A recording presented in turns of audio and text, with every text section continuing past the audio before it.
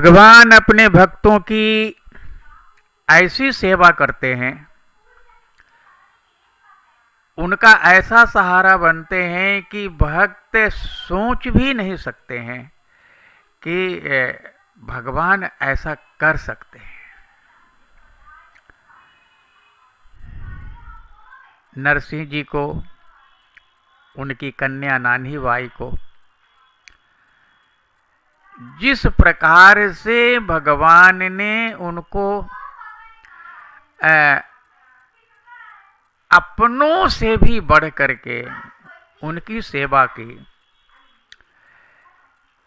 ऐसा तो कोई अपना खास से खास व्यक्ति भी ऐसा नहीं कर सकता है। लेकिन ठाकुर जी ने ऐसा किया है। सबरी जी के जूठे बेर को खाना आप क्या इसको मामूली घटना समझते हैं? ठाकुर जी ऐसा कर करके हम लोगों को कहते हैं, हम लोग जो ऊंच नीच के प्रपंच में फंसे रहते हैं, छोटे बड़े के प्रपंच में फंसे रहते हैं, ठाकुर जी हम लोगों को ये हमेशा बताते रहते हैं कैसे जीना, कैसे रहना। ध्रुव को, प्रहलाद को, उनके लिए जो ठाकुर जी ने किया है क्या कोई कर सकता है? खंभे से प्रकट हो जाना, गरुड़ पर सवार होकर के दीदृक्षया भक्त मधोर वनम गता, देखने के लिए गए, दर्शन देने के लिए गए। लोग तो भगवान का दर्शन करना चाहते हैं, लेकिन भगवान ध्रुव का दर्शन करना चाहते हैं। ठाकुर जी में कोई भेद नहीं होता है। ठाकुर जी ही जानकी नाथ हैं, ठाकुर जी ही लक्ष्मी नाथ हैं, ठाकुर जी ही राधापति हैं, ठाकुर जी ही पार्वती नाथ हैं। उनमें कोई भेद नहीं होता है। लेकिन गुरु परंपरा से, गुरु के द्वारा प्रदत्त मंत्रों के द्वारा ही उन तक पहुंचा जाता है। ये उन्हीं की व्यवस्था बनाई हुई है। शंकर जी तो भगवान को सबसे प्रिय हैं, क्योंकि ये निरंतर भगवत स्मरण यदि कोई करने वाला भक्त है तो वो शंकर भगवान माने जाते हैं। निरंतर भगवान की सेवा करने वाला यदि कोई भक्त है तो वो हमारे हनुमान जी महाराज माने जाते हैं। अब हम लोग ऐसा कर सकते हैं कि नहीं, ये तो हम लोग जाने।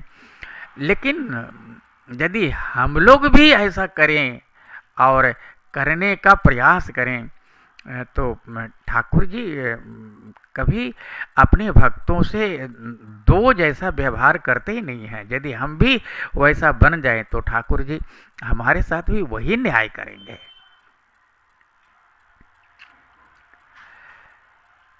करुणा करना, दया करना और कृपा करना, ये भगवान का स्वभाव है।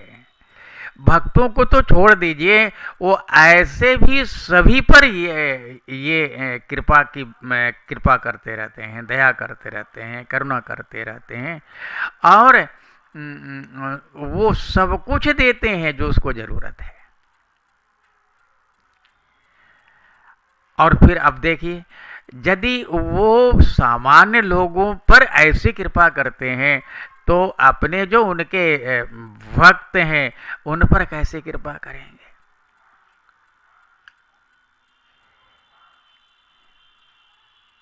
ये तो